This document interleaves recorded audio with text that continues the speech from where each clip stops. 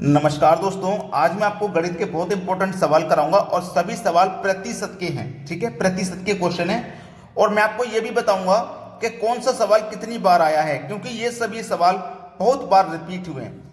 किसी संख्या का 32% उसी संख्या के 17% से 120 अधिक है, संख्या का मान क्या है? ये सवाल एसएससी में 5 बार आया है। यही सवाल एसएससी में 5 बार आ चुका है और कितना इंपॉर्टेंट होगा आप खुद समझ सकते हैं। देखिएगा, किसी संख्या का 32% 17% से कितने से 17% से 120 अधिक है। 32% 17% से 120 अधिक है, तो पहले ये देख लीजिए 17% से 32% कितना अधिक है? आप बोलोगे सर 15% अधिक है। कितना अधिक है?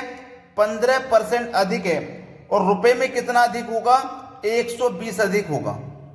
भाई 17% से 120 अधिक है और 17% से ये 15% अधिक है, तो 15% की वैल्यू 120, हमें निकालनी है 100% की वैल्यू। कैसे निकालेंगे?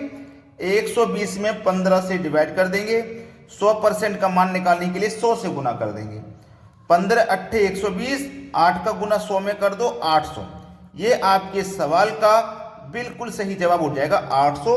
किस ऑप्शन में है? D option. अब देखते हैं अगला प्रश्न।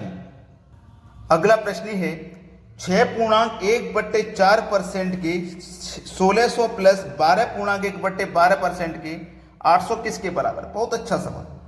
ये जो प्रश्न है ना, देखिए 6.1/4% के मतलब होता है गुना, फिर 1600 है प्लस 12.1/2% है, के का मतलब होता है गुना, फिर 800 है। इसको हम सही तरीके से सॉल्व करेंगे, कैलकुलेशन में कोई गलती मत करना। 4 6 24, 24 में जोड़ेंगे 25, ये बटे में 4 है। परसेंट का मतलब भी बटे में 100 होता है, तो बटे में 100, 4 के गुना में आ जाएगा 100। ठीक है, गुने 1600 प्लस 12.5%। देखो 2 का गुना 12 में 24 में जोड़े 25, तो ये भी 25 हो जाएगा। इसी को हटा दो, ये भी 25 हो जाएगा। और बटे में कितना है? 2, और परसेंट का मतलब गुने में 100, तो 2 के गुने में 100 आ जाएगा और गुने में कितना? 800। ये सवाल है, यही सवाल है। चलिए अब इसको हल कर लेंगे और आपके सवाल का आंसर आ जाएगा, किसी को कोई समस्या नहीं होगी। देखिएगा 25, 100 का गुना 4 से होगा तो 400, गुने 1600 प्लस 25, 2 का गुना 100 से होगा 200, गुने 800। कटा लो, बस कटाना है और कुछ नहीं है। 2 जीरो से कटे 2 जीरो, 4 चौको 16, 2 जीरो से कटे 2 जीरो, 2 चौको 8। यहां तक क्लियर है सभी को? अब देखो 25 का गुना 4 से करो तो 100, प्लस 25 का गुना 4 से करो तो 100, और दोनों को करो प्लस, तो कितना हो जाएगा? 200। बस बी ऑप्शन हो जाएगा सवाल का सही जवाब। अब देखते हैं अगला सवाल। अगला प्रश्न है, एक विवाह समारोह में 32% महिला हैं। महिला मतलब वुमेन कितनी है भैया? 32%। 54% पुरुष हैं। मैन कितने हैं भैया? 54%। 196 बच्चे हैं। चाइल्ड कितने हैं? 196। ये परसेंट में नहीं है, ये संख्या में है।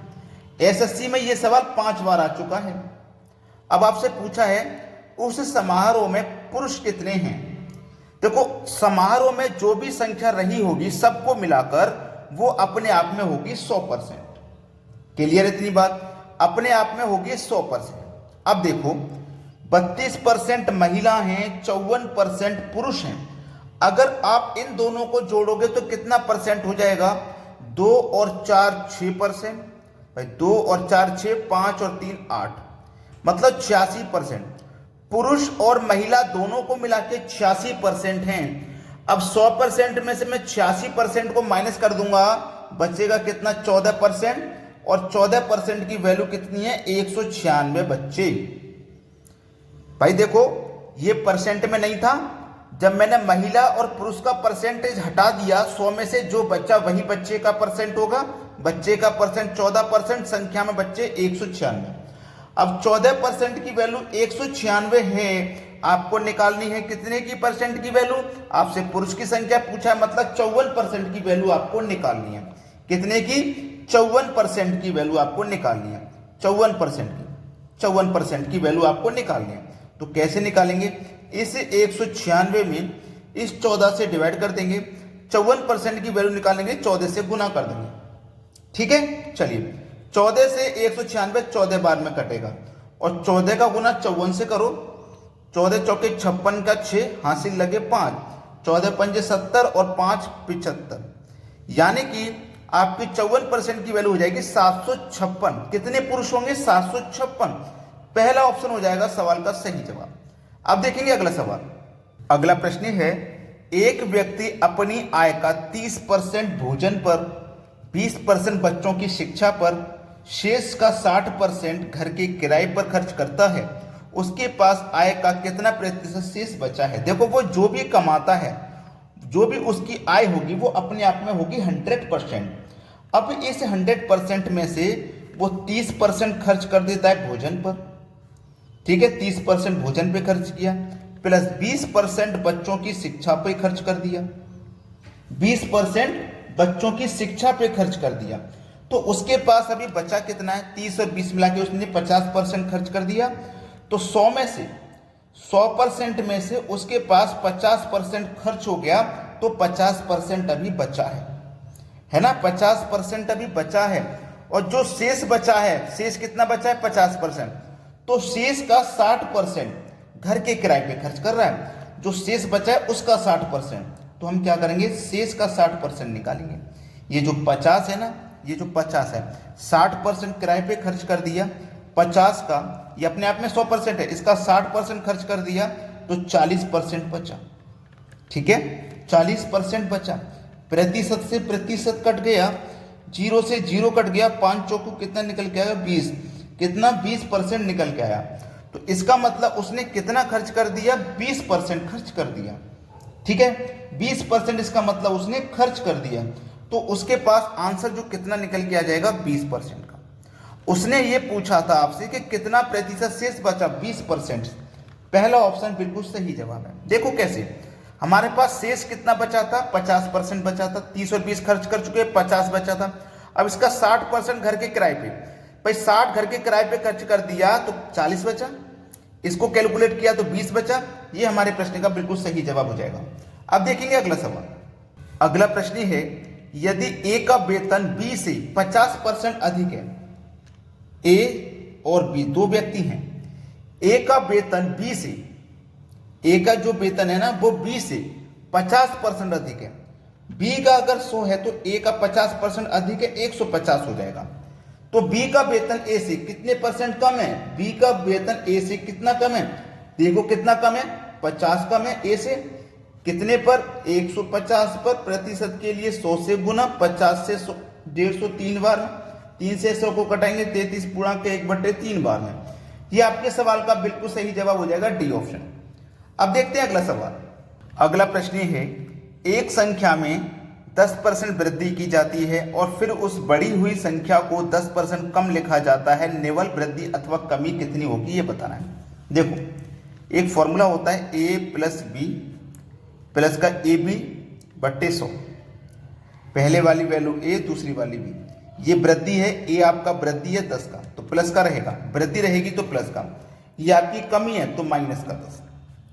ठीक है, ये प्लस ये माइनस, तो प्लस माइनस माइनस। ए आपका 10, बी आपका 10 बटे में 100। 2 जीरो से 2 जीरो कट गए, प्लस का 10 माइनस का 10 कट गया, बचा क्या? माइनस का 1। 1 गुना 1 तो माइनस का 1। तो इसका मतलब माइनस का 1% की कमी है। भाई देखो माइनस में आएगा तो कमी है और प्लस में आएगा तो वृद्धि है, इसका मतलब 1% की कमी है। पहला ऑप्शन हो जाएगा सही जवाब। अब देखेंगे अगला सवाल। अगला प्रश्न है, चीनी के मूल्य में 20% की कमी होने पर कोई उपभोक्ता 120 रुपये में 3 किलो चीनी अधिक खरीद सकता है। चीनी का प्रारंभिक मूल्य किलो में यानी कि कितने रुपए किलो है, ये पूछा है। बहुत अच्छा सवाल है आपका, ये बेहतरीन क्वेश्चन है। आप इस सवाल को मुझे कमेंट में बता सकते हो इसका आंसर, तो मुझे कमेंट कीजिए या फिर मैं इस सवाल को करा दूं आपको, ये मुझे बता दीजिए। आप मुझे बताइए मैं इस सवाल को करा दूं क्या? ठीक है, अगर मैं इस सवाल को करा देता हूं, चलिए 120 रुपये में उपभोक्ता को, कोई उपभोक्ता 120 रुपये में 3 किलो चीनी खरीद रहा है। 120 में 3 किलो, चलिए मैं करा देता हूं। 120 में 3 किलो चीनी खरीदेगा, 120 में 3 किलो, 120 में 3 किलो खरीदेगा। कितने परसेंट है भैया? 20%। तो 20 लिखेंगे परसेंट। अब देखो यहां से ये परसेंट है ना, ये परसेंट को अगर मैं यहां से हटाऊंगा तो गुने में 100, तो 100 का गुना 3 से हो जाएगा, तो ये 300 हो जाएगा। ठीक है, 2 जीरो से मैं यहाँ पे 2 जीरो कटा दूंगा, 3 चौके 12 कटा दूंगा, 4 दूने का कितना हो जाएगा? 8 रुपये। 8 रुपये प्रति किलो, 8 रुपये प्रति किलो। ठीक है, कितना आया ये? 8 रुपये प्रति किलो। अब ये जो 8 रुपये प्रति किलो आया है, ये किस ऑप्शन में है? आप बोलेंगे सर डी ऑप्शन में है। ये सवाल का बिल्कुल सही जवाब हो जाएगा। सभी को प्रश्न क्लियर है? किसी को कोई दिक्कत तो नहीं है? वीडियो देखने के लिए आपका बहुत बहुत धन्यवाद।